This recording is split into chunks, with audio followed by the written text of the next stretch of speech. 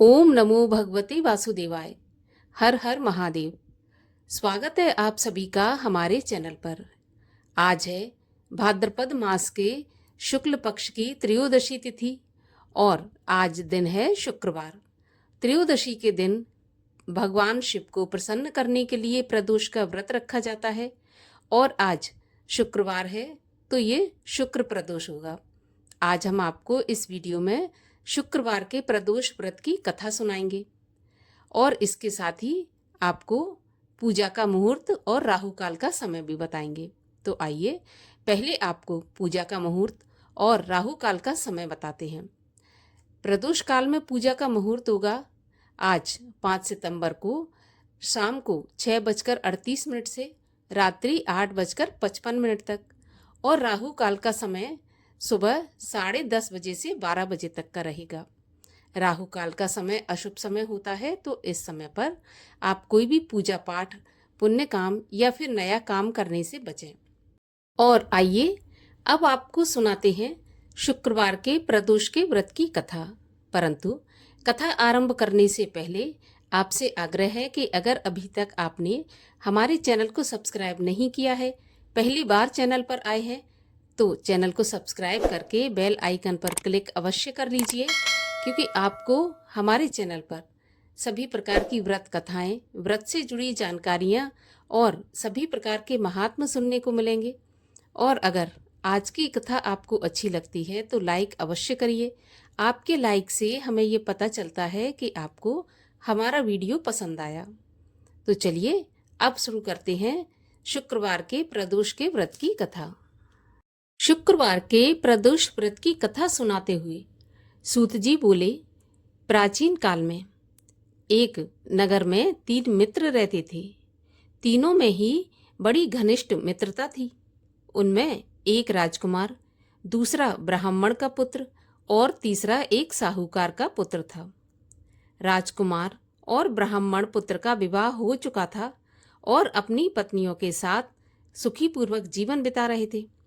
सेठ के पुत्र का विवाह तो हो गया था, परंतु उसका गोना अभी नहीं हुआ था और उसकी पत्नी मायके में ही थी। एक दिन की बात है कि तीनों मित्र आपस में बैठे हुए अपनी अपनी पत्नियों की चर्चा कर रहे थे। तब ब्राह्मण पुत्र ने नारियों की प्रशंसा करते हुए कहा कि नारीहीन घर भूतों का डेरा जैसा लगता है, इसीलिए घर में स्त्री का होना तो बहुत आवश्यक है। जब साहूकार के पुत्र ने ऐसा सुना तो उसने मन ही मन अपनी पत्नी को उसके मायके से लाने की सोच लिया। ऐसा मन में सोचकर साहूकार का पुत्र अपने घर आया और अपने माता पिता से अपना निश्चय बताया। तब उन्होंने बेटे से कहा कि बेटा, अभी शुक्र देवता डूबे हुए हैं। इन दिनों बहू बेटियों को उनके घर से विदा करके लाना शुभ नहीं माना जाता। अतः जब शुक्र उदय हो उसके बाद तुम अपनी पत्नी को विदा करा कर ले आना। पर साहूकार का पुत्र अपनी जिद पर अड़ा रहा और टस से मस नहीं हुआ और अपनी ससुराल में जा पहुंचा। सास ससुर को उसके इरादे जब पता चले तो उन्होंने भी इसको समझाने की बहुत कोशिश की, परंतु ये नहीं माना और उन्होंने विवश होकर अपनी कन्या को विदा कर दिया। ससुराल से विदा होकर पति पत्नी नगर से बाहर निकले ही थे कि उनकी बैलगाड़ी का पहिया टूट गया और एक बैल की टांग टूट गई। इससे उसकी पत्नी को भी काफी चोट आई। साहूकार पुत्र ने इस पर भी रुका नहीं और आगे चलने का प्रयास जारी रखा।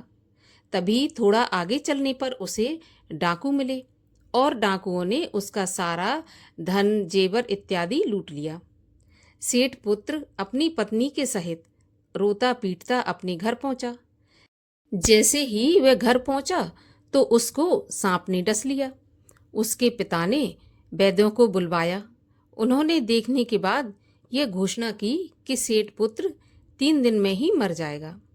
उसी समय इस घटना का पता ब्राह्मण के पुत्र को लगा तो उसने साहूकार से कहा कि आप अपने लड़के को उसकी पत्नी के सहित बहू के घर वापस भेज दो। ये सारी बाधाएं इसलिए आई हैं कि आपका पुत्र शुक्र अस्त में अपनी पत्नी को विदा कराकर लाया है। यदि यह वहां पहुंच जाएगा तो बच जाएगा। सेठ ने ब्राह्मण पुत्र की बात मानी और अपनी पुत्र वधू को वापस लौटा दिया। वहां पहुंचते ही सेठ पुत्र की हालत ठीक होने लगी और एक दिन पूरी तरह से वह स्वस्थ हो गया।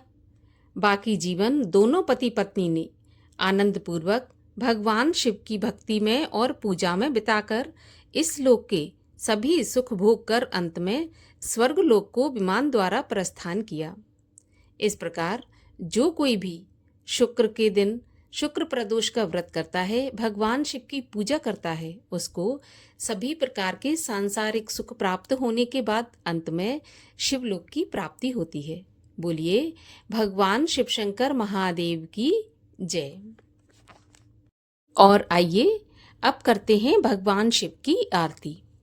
ओम जय शिव ओमकारा स्वामी हर शिव ओमकारा ब्रह्मा विष्णु सदा शिव अर्धांगी धारा। ओम जय शिव ओमकारा एकानन चतुरानन पंचानन राजे हंसासन गरुड़ासन वृषवाहन साजे।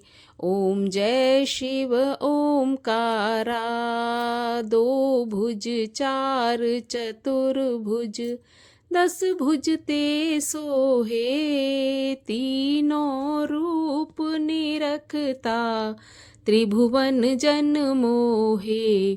ओम जय शिव ओमकारा अक्षमाला वनमाला मुंडमाला धारी चंदन मृग मद सोहे भोले शुभकारी। ओम जय शिव ओमकारा श्वेतांबर पीतांबर बाघांबर अंगे सनकादिक ब्रह्मादिक भूतादिक संगे। ओम जय शिव ओमकारा करके मध्य कमंडल चक्र त्रिशूल धरता जग हरता जग भरता जग पालन करता। ओम जय शिव ओमकारा ब्रह्मा विष्णु सदा शिव जानत अविवेका प्रणवाक्षर के मध्य ये तीनों एका। ओम जय शिव ओमकारा त्रिगुण शिव जी की आरती जो कोई जन गावे कहत शिवानंद स्वामी भजत हरि हर स्वामी सुख संपत्ति पावे। ओम जय शिव ओमकारा। बोलिए शिव शंकर महादेव की जय। माता पार्वती की जय।